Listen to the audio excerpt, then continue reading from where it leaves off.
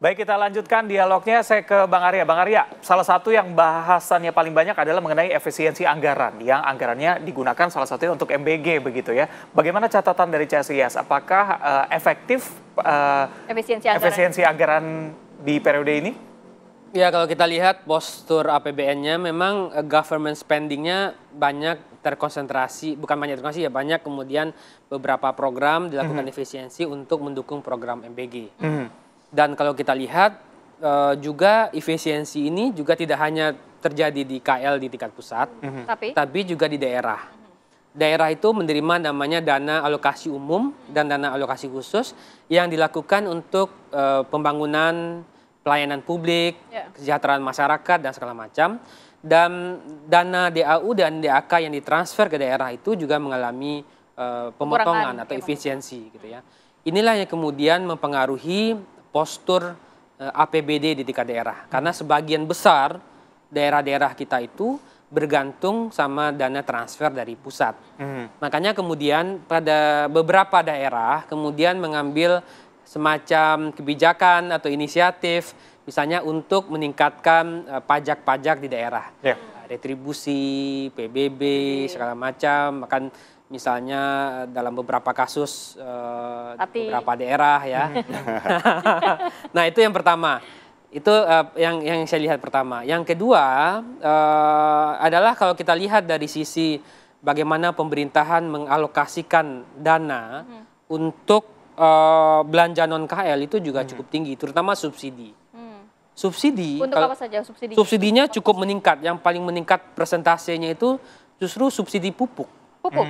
Dibandingkan tahun lalu, peningkatan atau pertumbuhan untuk subsidi pupuk itu mencapai 27%. Kenaikannya berapa persen? 27%. Okay. Dibandingkan tahun lalu. Pupuk meningkat, LPG meningkat, BBM meningkat, listrik meningkat. Jadi pemerintah memang saya lihat di tahun pertama ini ingin quote-unquote menyenangkan masyarakat. Nah, termasuk kalau listrik itu kan di awal tahun kemarin ada potongan tarif data listrik sampai dengan 50% ya. Jadi 50% benar. Menyenangkan masyarakat dengan menaikkan alokasi subsidi. Yang kedua ada paket-paket stimulus di triwulan kedua. Itu juga 24 triliun.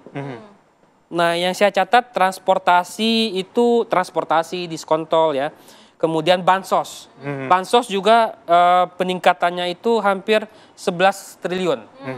Dan upahnya ada dua, upah buruh sama peningkatan gaji guru, itu 10 triliun. Jadi 1 tahun pertama ini memang menunjukkan pemerintah ingin memberikan alokasi yang besar kepada masyarakat. Mas Uki, efisiensi dan alokasi anggaran yang tadi Mas Arya sampaikan. Ya, jadi misalnya untuk MBG ya, MBG betul dia dinikmati oleh seluruh anak dari seluruh kalangan, seluruh status sosial ekonomi. Artinya nggak hanya yang miskin. Katakanlah seperti kelas menengah dan menengah atas juga kebagian untuk anak-anaknya ya. Tapi ingat, MBG itu bukan hanya soal makanan yang sudah dihidangkan. MBG itu soal membeli bahan baku. Ya. 85% dari 71 triliun yang sudah dianggarkan buat MBG itu untuk beli bahan baku. Dan itu angkanya berarti 60 triliun. Ya. Bayangkan ya, dari 71 triliun ini, 60 triliun itu berputar-putar di perdesaan yang ada pertanian, yang ada kampung-kampung nelayan, yang ada perkebunan-perkebunan dan juga ada peternakan-peternakan. Jadi MBG itu kembali lagi ya, dia memang untuk semua, ya. Tapi uangnya itu untuk masyarakat di piramida yang lapisan paling bawah. Itu untuk MBG ya. Kalau untuk subsidi pupuk, nah ini sebenarnya komitmennya itu masih sama. Naiknya cukup besar loh subsidi. Sangat. Subsidi pupuk itu 20 triliun ya. Sebesar 9,5 juta ton. Dan saya baru aja kembali dari Bengkulu panen jagung. Cuman subsidi ini kemarin yang kita baru gembar-gemborkan itu adalah beras ya, gabah. Jadi petani itu sekarang bukan hanya kapasitas produksinya meningkat loh. Tapi dia juga happy. Kenapa? Ketika mereka sedang melakukan aktivitas produksi, pupuknya disubsidi. Dan subsidi pupuk itu langsung pemerintah menunjuk PT Pupuk Indonesia. Jadi mereka nggak beli lagi mahal-mahal dari middleman, entah Tengkulak atau apalah gitu ya. Kemudian pestisida juga dari pemerintah dan itu bersubsidi. Subsidi juga. Ya, dan lain-lain lah.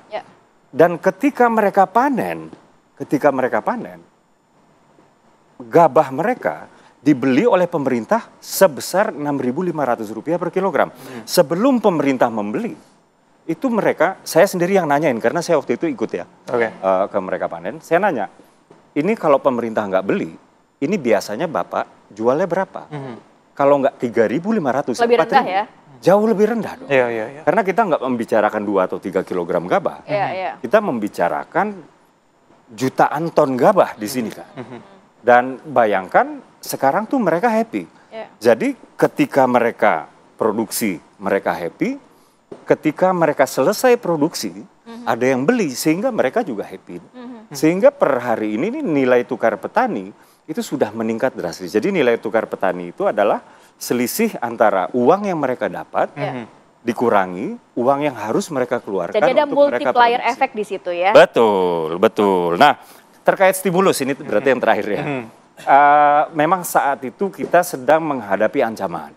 Ya, ancaman itu ancaman turunnya daya beli. Ya.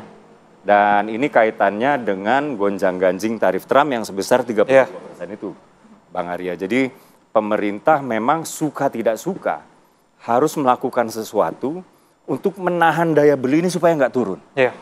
Gitu. Jadi digelontorkan 24,4 triliun rupiah. Yang pertama itu untuk penebalan bansos. Jadi bansos yang sudah ada ditebalkan lagi, ya BLT BBM. Terus kemudian bansos yang berupa sembako dan lain-lain. Lalu juga ada di stimulus tersebut adalah insentif gaji. Untuk orang-orang yang gajinya di bawah sekian, maka dapat 600.000, kurang lebih seperti itu ya. Dan untuk kelas menengah, di sini adalah diskon transportasi, tarif tol, terus habis itu kapal, dan lain-lain. Jadi angka yang kita lihat sekarang Q2 konsumsi rumah tangga itu sebesar 4,97, itu sedikit banyaknya karena ini. Kalau nggak ada ini, ada kontribusi itu juga iya, ini bisa-bisa cuma 4,5 sampai 4,7. Oke, nanti makin banyak Rojali dan Rohana. Nah, Nah ini kan menjelang 17-an juga kan banyak diskon untuk spending money-nya lebih banyak pembelian begitu ya. Tapi saya kembali ngomongin soal stimulus ekonomi tadi. Seberapa efektif spending money dari masyarakat yang mendapatkan stimulus ekonomi ini untuk meningkatkan tadi kuartal kedua peningkatan ekonomi nasional kita kan sudah di atas 5% begitu yang dijelaskan oleh Pak Prabowo. Ya, BPS merilis datanya 5,12 ya, dan tentu tidak semua ekonom happy dengan itu. Ada yang juga punya kontra, perspektif lain ya. Tapi saya kira dari sisi tahun pertama itu memang menunjukkan bagaimana satu pemerintah berusaha untuk memastikan koalisinya stabil, tidak ada gejolak. Semua happy, partai-partai happy, masyarakat happy.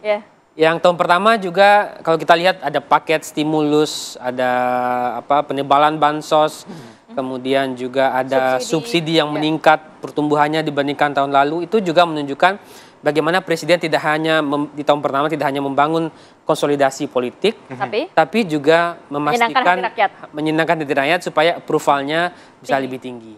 Nah baru kemudian di tahun kedua saya kira mungkin Presiden baru akan mulai melakukan penyesuaian ketika dukungan publiknya sudah kuat, itu bisa memberikan satu kebijakan yang nggak populis maksudnya. Bagaimana? Mungkin ada potensi seperti itu. Mas Arya sedikit mengenai sekolah rakyat yang juga menjadi prioritas dalam pemerintahan Prabowo Subianto. Apa catatan Anda, Mas Arya? Ya, sekolah ini juga saya kira salah satu program unggulan ya. Kalau kita lihat dari data anggarannya, itu pemerintah memang mengalokasikan beberapa model pendanaan ya. Ada untuk sekolah unggulan, sekolah rakyat, mungkin Uki lebih paham ya. Dan revitalisasi sekolah yang anggarannya totalnya bisa di atas 20 triliun itu. Nah, tadi anggaran ini banyak sekali ya. Pupuk, sekolah, MBG, nanti koperasi. Nah, tentu dengan anggaran yang sangat banyak ini, kita tentu butuh pertama transparansi jelas. Bagaimana mengelola anggaran yang banyak ini sehingga tidak muncul korupsi, penyalahgunaan dan segala macam gitu. Mas Uki, tanggapannya? Ya, terkait dengan program-program untuk sekolah ini kan memang sudah komitmen kita ya untuk menyajikan kepada anak-anak kita satu sekolah yang dapat diakses oleh seluruh anak. Kedua, sekolah yang berkualitas gitu. Nah, berbicara soal renovasi sekolah, mungkin pemirsa TV One tuh harus tahu bahwa kalau kita ke pelosok-pelosok yang katakanlah miskin dalam tanda kutip, itu bahkan mereka itu sekolahnya nggak punya toilet, gitu. Jadi ini yang kasihan itu siswi putri, gitu. Karena untuk misalnya ya di sekolah itu mereka antara 3 sampai 5 jam, mereka nggak bisa ke toilet. Ini mereka itu sangat berpotensi terpapar infeksi kandung kemih. Misalnya seperti itu. Nah, hal seperti inilah yang presiden itu nggak bisa ngelihatnya. Gitu. Jadi perlahan-lahan tahun ini 11.000 sekolah itu direnovasi. Mungkin tahun depan saya kasih bocoran mungkin lebih banyak. Mungkin tahun depan bisa lebih banyak. Ya. Udah di-spill duluan nih. Spill itu. Nah, kalau misalnya sekolah rakyat, ini adalah kaitannya dengan akses untuk seluruh anak. Ya, ada anak yang misalnya kita sekolah udah digratiskan, udah dikasih kartu Indonesia Pintar, masih bisa nggak sekolah juga, masih nggak bisa sekolah juga anak-anak ini. Gitu. Kenapa? Karena mereka terlalu miskin. Mereka nggak punya uang transport buat ke sekolah, nggak punya uang buat beli seragam, beli kaos kaki, beli sepatu dan lain-lain. Bahkan keluarga mereka aja nggak bisa mengakses air bersih. Jadi sebagian besar dari mereka itu adalah anak-anak yang menjadi korban child labor dari orang tuanya sendiri. Umumnya begitu ya, umumnya begitu. Karena memang saking susahnya listrik nggak punya, air bersih nggak punya, pada akhirnya ya mulung bersama orang tua dan lain-lain lah. Nah, maka dari itu presiden menyediakan boarding school untuk anak-anak tersebut. Jadi yang ditanggung ini bukan hanya pendidikannya, yang ditanggung itu hidupnya.